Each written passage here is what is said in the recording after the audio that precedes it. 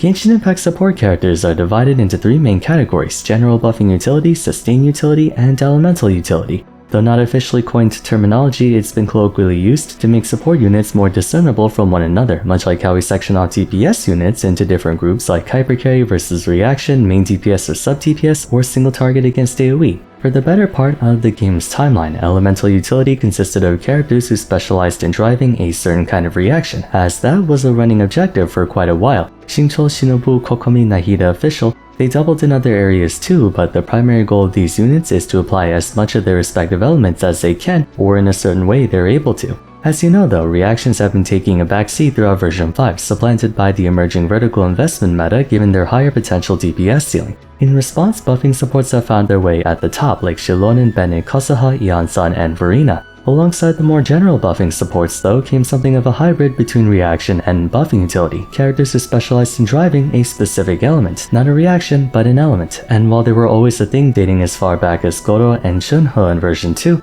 Hoyo's been implementing them more liberally as of late. Silali, Escoffier, Emily, and Chevreuse. Element-specific units have long been seen as a good way to add strong viability for otherwise niche win conditions. I myself was a big proponent of using them as it means to create highly desirable units without pushing the needle of power creep too quickly. Today though, I want to adopt a more critical stance on the subject matter by positing potential drawbacks associated with overproduction and misuse of this archetype. Let's get into it. Before we get started though, I want to give a shout out to our sponsor for today. Longtime viewers of my channel know that I mention Blue Archive every so often. It was a fun game I used to play a while back. Well, they're actually collaborating with World of Warships, or rather, this is their second collaboration. World of Warships is a naval warfare themed free-to-play MMO that you can play on PC, iOS, Android, PlayStation, and Xbox, which has you controlling warships and battling against other players. It's a very tactical team-based shooter where you fight using 3 different types of weapons: artillery, torpedoes, and aircraft. With over 650 historical ships commissioned across 13 different nations and 5 categories of ships, destroyers, cruisers, battleships, aircraft carriers, and subs, it's a dream playground for anyone fascinated by naval history and warfare, or just, people who like blowing stuff up. Recently, they collaborated to bring 4 characters from the Blue Archive universe: Yuka, Maki, Wakama, and Aruna. I'm honestly surprised they chose Aruna given she's an NPC, not a playable character, but she's popular, so I guess it makes sense. After all, they already brought in the Abaddon squad during their first collaboration. Anyways, World of Warships is one of the most recognizable naval battle simulation games out there, so if you're down to check it out, then you can use my link on screen or in the description below and use the code WOWSXBlueArchive for a list of goodies including 7 days of premium account. Thanks again to World of Warships for sponsoring the video, but for now, back on topic. Midway through version 3, Genshin featured a most unusual character by the name of Faruzan, a 4-star unit who possessed a buffing repertoire that frankly speaking was absurd for her time. Her inclusion, along with the help of later version 4 units like Verina and Xianyun, turned Shao from a mid-tier carry into easily one of the top 5 most powerful DPS characters in the game at his highest point, possibly even top 3, under the condition that Faruzan could only work in a specific role. The balance dynamic was cut and dry. A general support would be able to help out in more circumstances at relevant capacities, meanwhile a specific support would be able to help out in, as the name implies, a specific circumstance, but at a higher capacity than a general support, presenting a meaningful trade-off where you would get less overall value out of them, but in the situations you can use them in, you can make your units that much better than general support ever could. Faruzan's inclusion presented a most intriguing suggestion of making characters that would otherwise be weak and hardly worth the effort into top-tier contenders by consolidating more stuff into a single unit to compensate for a DPS character's need for their teammates to carry more weight. She gave grouping capability, bonus animo damage, animo shred, follow-up animo damage, animo battery, and animo crit damage. Without her, Shao would be in a much worse position than he is in now. Of course, in hindsight, a problematic base kit is still a problematic base kit, and Shao's been struggling to compete against 3rd generation DPS characters, but prior to that he was unquestionably one of the best. Since then, Hoyo started breadcrumbing more supports who majored in a certain elemental property. The highest profile instance after Faruzan was Chevreuse, a 4-star pyro unit who focused on the overload reaction. Historically, save for burning, Overload was seen as the weakest offensive reaction involving Pyro, lacking the potential raw power that came from the elements amplifying reactions, Vaporize and Melt. There was nary a reason, if any whatsoever, to make a team solely based around Overload. If you could allow for it, it was usually in tandem with the more prevalent reactions such as Over-Vaporize in teams like Raiden National. With the advent of Chevreuse, however, the Overload reaction became significantly more viable as she would shred 40% of the pyro and electro resistance of all enemies affected by the Overload reaction, making her far more consistent at achieving a 40% shred than a VV support since you didn't have to worry about mistiming anything. Secondarily, Chevreuse also afforded bonus attack with her other passive, which when paired alongside Bennett's Fantastic Voyage can elevate the attack stat of most Pyro and Electro DPS units by as much as 1600, possibly doubling their carry's attack stat. Even further, her final constellation would bolster your team's Pyro and Electro damage by as much as 60%, and this is without considering the fact that she could also heal the team. By considering the stipulation that your entire party had to consist of Pyro and Electro units, Chevreuse provided the same utility to the team rivaling or even exceeding that of a 5-star character. Actually, if we were to be technical, only her A1 passive states that her team has to be all Pyro and Electro. Her A4 passive, the healing on her skill and C6 bonus, applies unconditionally. It goes without saying though, she's at her best in a full Pyro Electro team. Thanks to Chevreuse, an entire alternative playstyle for Pyro DPS units was born, one that was every bit as strong as the conventional vaporized one. In contrast to Faruzan, Chevreuse tapped into a more accessible niche. Animo DPS units are few and far between even to this day, but there's no shortage of Pyro and Electro DPS. Her ease of use gave her the privilege of being paired with anyone who could afford to overlook the Overlord explosion, accidentally scattering enemies apart from each other, giving units like Arlecchino, Mavuika, Lini, Yoimiya, Varessa, Clorent, Sino, and Raiden Shogun something else to try out if they were interested. Altogether, with the exception of getting her to C6 coming down entirely to how lucky you are with pulling 7 copies of her with no guarantee, Chevreuse was easily the best implementation of a modern element-specific support in Genshin. You do need C6 on her for her teams to be considered top tier, but you could still pull off some impressive numbers at base, and being a 4-star, she was a lot more accessible in that regard. Where things began to go from a novel concept to potentially being misused is when Emily came out. Widely considered one of the most party-restrictive characters in the game, Emily's a support with an extreme amount of coverage, uptime, and DPS within her line of work. So on paper, much like Faruzan, you will be certainly rewarded handsomely if you do choose to build her. But what frustrates me about her is that rather than being a character who builds to a certain thing, Emily forces other characters to build to her. The burning engine's also far less developed in the sense that there's really only one other who fits into this, Kanish. The thing with Kanish, however, is that you'll find a clear difference in performance, quality of life, and consistency between parties involving Emily and parties without, almost implying if you want to get Kanish up to standard, you need to pull for Emily.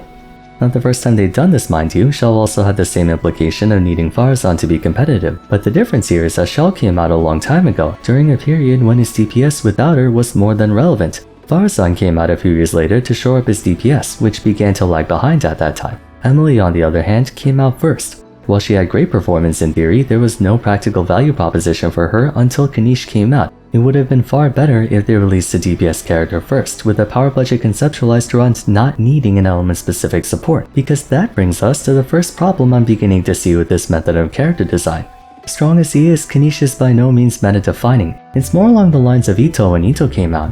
Strong enough to compete against Raiden National, Ayaka Freeze and whatnot, the same way Kanish can put up a good fight with most of the Apex predators, but more of a side thing if you care to go into that. Stuff gets a bit more complicated when you have element-specific supports who do play into meta-defining characters. Though their name indeed suggests they're not going to be as all-purpose compared to Bennett, Shilonen and such, there should still be some measure of accessibility to them for the sake of value proposition. Value proposition is what the product, in this case the character, offers and makes them appealing or valuable to justify the cost to obtain them. A character like Shilonen has a high value proposition because she's a healer with excellent universal party utility through her own merits and the Cinder City artifacts that she can wear. By contrast, someone like Albedo has terrible value proposition because he has the same cost as Shilonen, only comparatively he offers far less than she does. If a specific support is too specific without a directly proportional increase in possible strength to match it, no one will want to pull for them. It's just not the pragmatic thing to do. There has to be some measure of practicality to them, especially when we're talking about 5-stars.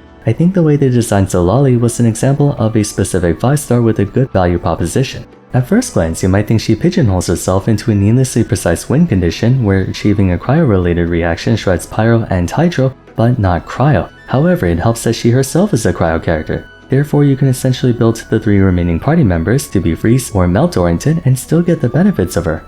Additionally, being an Atlan and Catalyst user, she has access to an incredible buffing combination of Cinder City and Thurling Tales, making her a strong hyper carry enabler for anyone who deals either Pyro or Hydro damage. Adding on to that, Zalali offers a shield and applies Cryo at a consistent enough rate to be serviceable in freeze and devastating in melt. Consolidating buffing sustain an application into one character. She does play a specific role, but she goes about that specific role in a much more general way, as you can play her in a wide variety of teams. Unlike Emily, who forces you to play around her, you don't have to design a team comp around Zalali, making her much easier to play while still being in a certain niche. Further, she came out alongside the unit that best makes use of her, Mavuika. On top of DPS carries already being available that could use her like Novelette and Chaska, you can make a party immediately with her and Mavuika. Figuring out if a support will have a worthwhile DPS in the future is why gacha players are so obsessed with leaks. It's also just predatory by playing into people's sense of FOMO by pressuring them to pull for every single character out of concern that someone later down the road will make best use of them. The latest example of this would be Escoffier and Skirk. In defense of Hoyo, contrasting with Emily who had no DPS unit to work with before Kanish, Escoffier had 3, Ayaka, Risley, and Ganyu, who certainly very much appreciated this kind of unit, but it's abundantly clear they were trying to market Escoffier to prepare for Skirk, even though short of fishing for leaks months in advance you would be none the wiser to that inclination.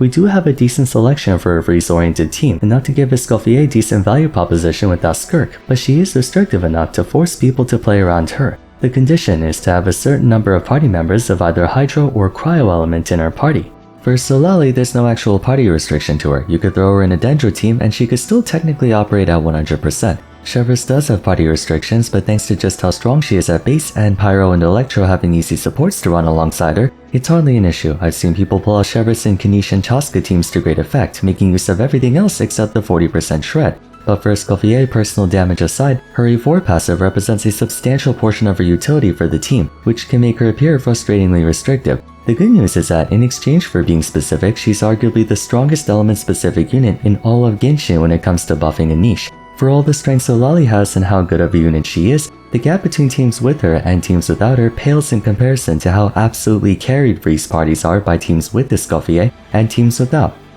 You may have heard the term wheelchair before in Genshin. It's to describe a formation of characters that function in a self-sufficient manner, meaning you can theoretically throw them alongside any party and achieve a decently functioning team. For instance, Yelan, Farina, and Shalonen make a wheelchair because when put together they already do insane damage, meaning you can throw them in with basically any DPS, and there you go, you have a functioning team. Likewise, Escoffier and Farina make a wheelchair comp because these two alone do stupid amounts of damage off-field while playing into each other's win condition. Without the Fontanian shove, Ayaka, Risley, and Ganyu would be back down to mid-tier. That goes to show you just how much is put into Escoffier. If you're determined to make a freeze team, she can and will, beyond the shadow of a doubt, get you what you want. The bad news is when characters are intentionally designed for the purpose of being wheelchaired. To be clear, this hasn't yet become a big enough issue to hit the front page yet, which is why the video title says hidden for now, but I simply cannot overstate how concerning it is for Hoyo to have gone about the release of Escoffier and Skirk the way they did. Skirk is the second most powerful DPS character in the game, narrowly behind Mavuika Hypercarry, who completely steamrolls every other team in the game by a significant margin. However, if you don't have Escoffier, not only will your Skirk team be immeasurably worse than a team that has her, but Skirk herself is also gratuitously restrictive in who she can be paired with. They designed her in such a way that the only person who gives you any semblance of creative latitude is Escoffier.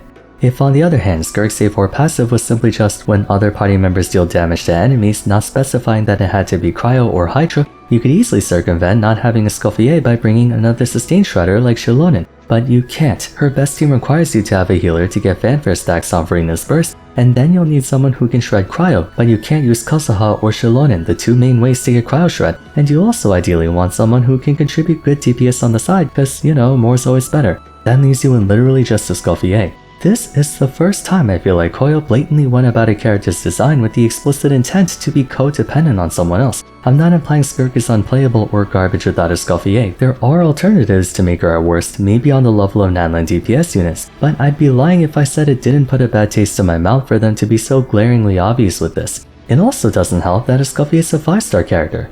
Players inherently value 5 stars who can wear multiple hats more on account of their price tag. On average, you can buy 3 $70 games with over 100 hours of playtime each with the money it takes to pull a 5-star. Understandably, people hesitate to pull for the likes of Emily or Shunho when they can only work in this one specific thing. They'd rather budget for Mavuika or Farina who can work in potentially a dozen things. Chevreuse and Auroran had the advantage of being 4 stars, meaning eventually you can get them to C6 by playing the game long enough. But when you start making specific 5 stars, they have to have some margin of circumstantial ease of use and quality of life. Nilo, for instance, can only play with Hydro and Dendro teams, but the only condition from then on is to create Dendro cores. You don't have to jump through any other hoops. So Lali has an element-specific damage boost for her team, but everything else in her kit, including the weapons and artifacts you can put her on, can support in a general enough way to make her not quite as party contingent. Conversely, it would have been nice if instead of burning, the condition for Emily's abilities was for them to be affected by Pyro, making her still more niche than a general Dendro support like Nahida, but not pigeonholed into this one singular job. In essence, element-specific supports are great additions to the game, but they can be easily abused to pressure players to pair units together, ergo forcing them to spend more on the game. There's nothing wrong with adding synergy between characters, but when you design it in such a way that they feel like two different units with and without them, it goes from a novel concept to a flagrant case of enshittification, having to spend more money to fully enjoy the full extent of a character compared to before. Alternatively, if they want to go down this path, make it easier to get element-specific supports, as in make them 4 stars who only need maybe C3 or C2 or something. How do you guys feel about this archetype? Do you like the premise, or do you think it can be executed better? Feel free to share in the comments down below. That's it for today, so if you enjoyed the video, I'd appreciate it if you left a like and subscribed. Don't forget to follow me on Twitter @Vars, join my Discord server, and check out my other character discussion videos if you haven't yet. But till next time, thanks so much for watching, and I look forward to seeing you again soon. Take care.